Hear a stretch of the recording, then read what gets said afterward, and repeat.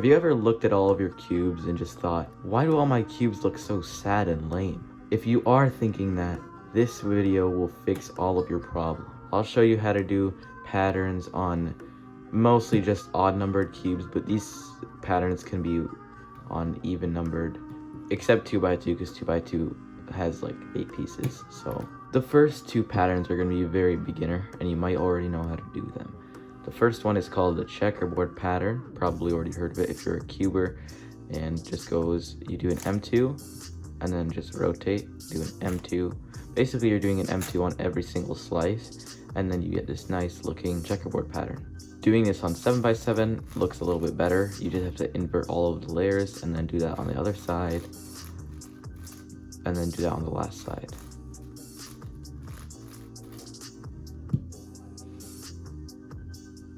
On an even numbered cube, it doesn't work, and you would have to do something different if you wanted like a checkerboard kind of pattern, because it's an even number, and if you try it, it just won't work. So you can do something like this, or you could just do something like this.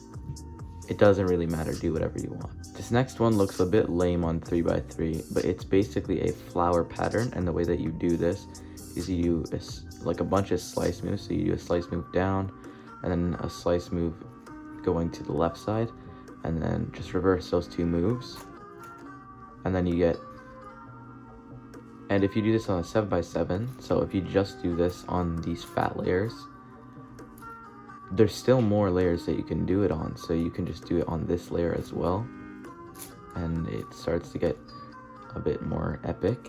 And then you can do it on this last layer, and then you have something that looks kind of a bit more cool. If you want to know what it looks like on a 6x6, it's just gonna have a fat layer in the middle.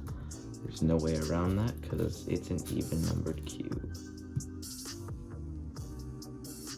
These next two are a bit more advanced, but they're pretty easy actually. So this next one is called the super flip, and it's basically just flipping every single edge on the cube. This can be done with bigger cubes, and I'll show you that later. So to do this, you do MU, and then you do that 3 more times, so in 8 moves in total. Whoops. And then you rotate like this, and then like this, and then repeat those moves again. And then do the same rotation, and then do that 1 more time.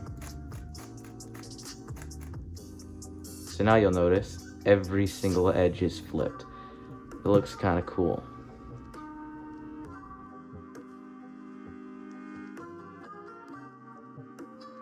This last pattern involves doing one of the patterns that I just showed, and then doing something else. This is called the cube in a cube pattern, and pretty popular. There is an algorithm for it, but like I find that this way works easier. So what you do is you do that flower thing, and then you do F prime, and then L prime, and then do 2 U perms from this angle, or you could do from the other angle, but I'm doing it 2 from this angle because it's easier. And then reverse those moves, and then you get this nice pattern, but then this side's not done. So what we're gonna do is do this side. So now do the U perm, and then we have all this stuff going on. Now, this is possible in 7x7, and it looks really cool. So what you do is you start by doing the flower pattern on the outer layers, and then you do the same thing on 3x3. So then reverse, nope, whoops. I'm really bad at doing this. So there we go, we have this. It doesn't look very good. And then if we do this on this side, cool. We basically have the same thing as 3x3. Now we do the flower pattern on this layer, and then we do F, R, and then see, this is when like you just stop keeping track, and you just do U perms until it works. So that worked now, and then we can repeat that on this side.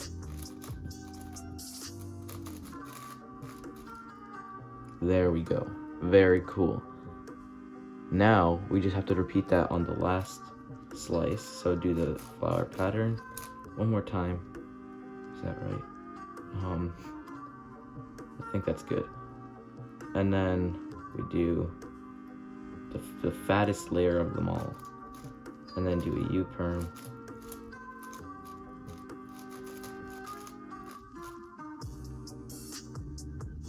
See, I'm not even sure if that's, oh no, guys.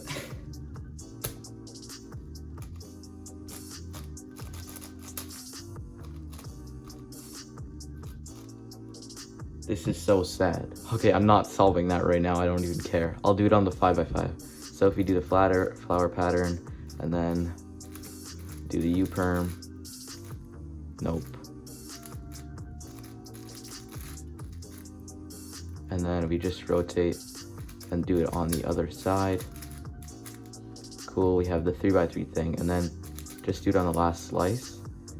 And yeah, okay, so now we do the fat layer, and then do the U-perm. Nope. Do one more U-perm. And there we go, that looks a bit more cool. And then we have